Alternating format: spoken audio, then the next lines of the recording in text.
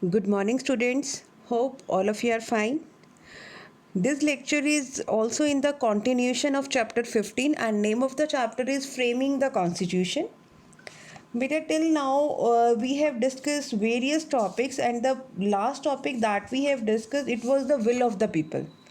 In that topic we have read that as the Constituent Assembly, it was formed under the British rule, but the procedure of framing constitution, it should not be influenced by any British policies. So this, and it should be as per the aspirations of the people. This was about this topic of the will of the people, and the topic that we will discuss today, it is the defining rights. So beta, this topic, defining rights, in this we will read about that how were the rights of individual citizens to be defined. As we know that at that time Indian society, it was divided on the caste system. There were so many social and economic categories, those were so much deprived in the society. So at that time the questions were that were the oppressed groups to have any special rights, or what right would be given to the minorities. But as the debate was unfolded of the Constituent Assembly, it was clear that there were no shared answer to any of these questions. As you know, in while framing the Constitution, each and every clause was added after vast discussion and debate. So the answers which were evolved through the clash of opinion and the individual encounters, like we know that in the inaugural speech of Constituent Assembly, Pandit Nehru also said the will of the people. It means the constitution will be framed as per the will of the people, as per the aspiration of the people. And even he declared that the makers of the constitution, they had to fulfill the aspiration, the passions that lie in the hearts of the masses. So, but in practical, this was no easy task. With the anticipation of independence, different groups expressed their will in different ways. And they made different kind of demands also. These would have to be debated, and conflicting ideas would have to be reconciled before a consensus could be forged. It means बेटा जो भी लोग participate कर रहे थे constitution में, दे उन्होंने different different ideas present किए, and some ideas those were so much conflicting that to reconcile them, कि उनको combine करके एक common platform पे लाना, it was not an easy task. Now it's the next topic is the problem with separate electorates.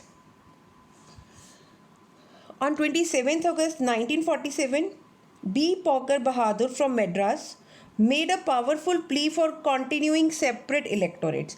As you know, under the Government of India Act 1935, there were separate electorates for Muslim community, and he gave the idea to continue the separate electorates. Like minorities exist in all lands.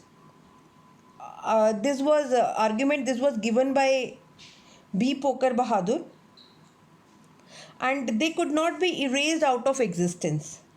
The need was to create a political framework in which minorities could live in harmony with others. Means the basic theme was not to emphasis on the separate electorates. It was just to give the basic right, equal rights to the minorities also. And the differences between communities could be minimized, so that all these categories, they should live with full harmony in the society. This was possible only if minorities were well represented within the political system and their voices heard.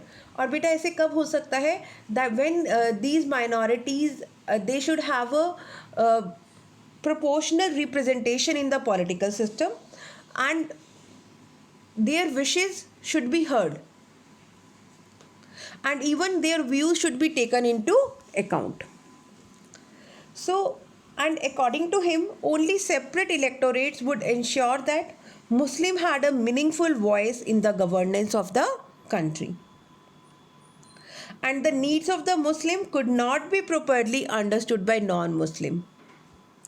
Nor could a true representative of Muslim be chosen by people who did not belong to the community.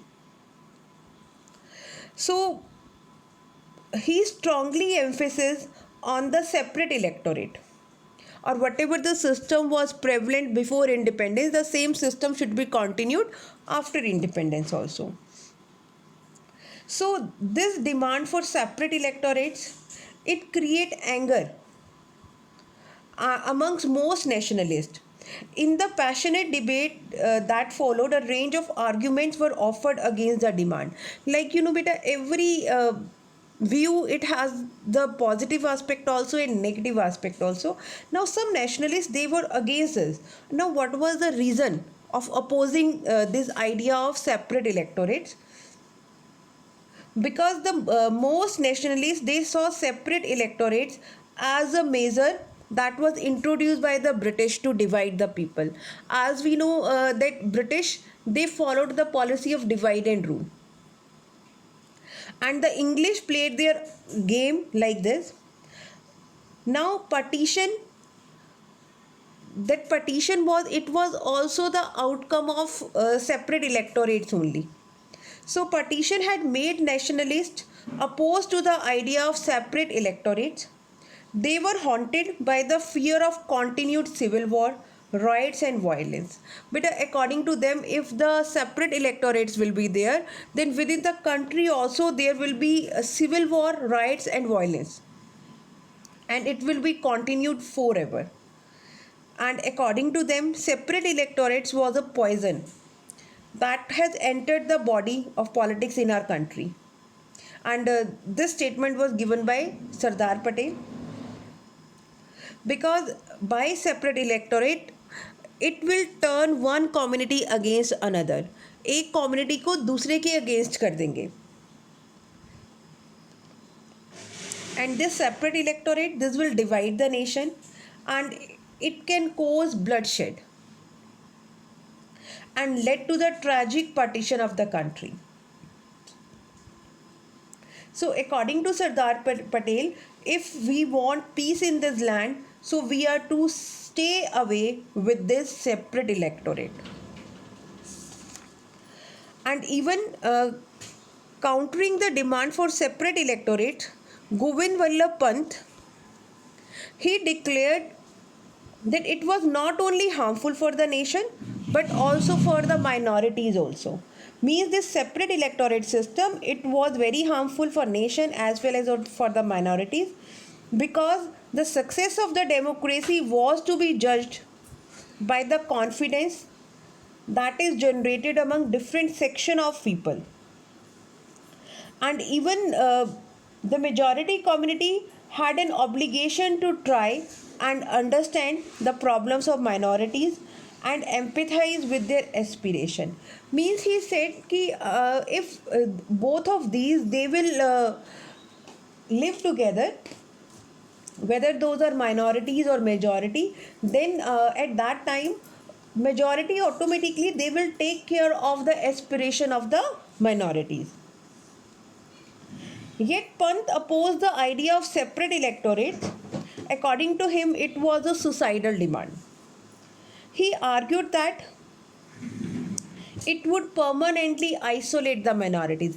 If we will form the separate electorate, then minorities will be isolated and they will be the vulnerable group, and they will be deprived from the any effective voice in the government. So these people, they oppose the idea of separate electorates, and behind all these arguments was the concern. Why were they opposing it? Because they just want to make a unified nation state, and they just want to build the political unity, and every individual had to be molded into a citizen of the state, and each group had to be added within the nation. So means they just want to eliminate this separateness. The constitution would grant to citizen rights, but citizens had to offer their loyalty to the state. Whether various, so many rights will be given under the constitution, but at the same time, country also expect the loyalty of the people. Communities, they could be recognized as cultural entities and ensured cultural rights. And members of all communities had to act as equal members of one state, or else there would be divided loyalties. It means by putting this idea of separate electorates, there will not be equality within the country. And even there is the unwholesome and to some extent degrading habit in the terms of communities and never in terms of citizen. Beta, all these nationalists, they want to be all the people of India to be the citizen of India. They didn't want any kind of division among them. So even if we see beta, not all Muslims supported the demand for separate electorate. ऐसा नहीं है कि जितने मुस्लिम थे all of them they were supporting this demand.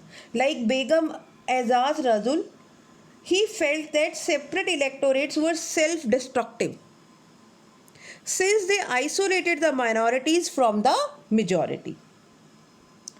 By 1949, most Muslim members of the Constituent Assembly, they were agreed that separate electorates were against the interest of the minorities. Instead, Muslims needed to take an active part in the democratic process to ensure that they had a decisive voice in political system. It means by that time, these Muslim community, they also wanted that Muslim, they had to actively participate in the political system so that their voice could be represented in the country. So beta, this was the topic for today. Hope all of you have understood the topic. Thank you and have a nice day.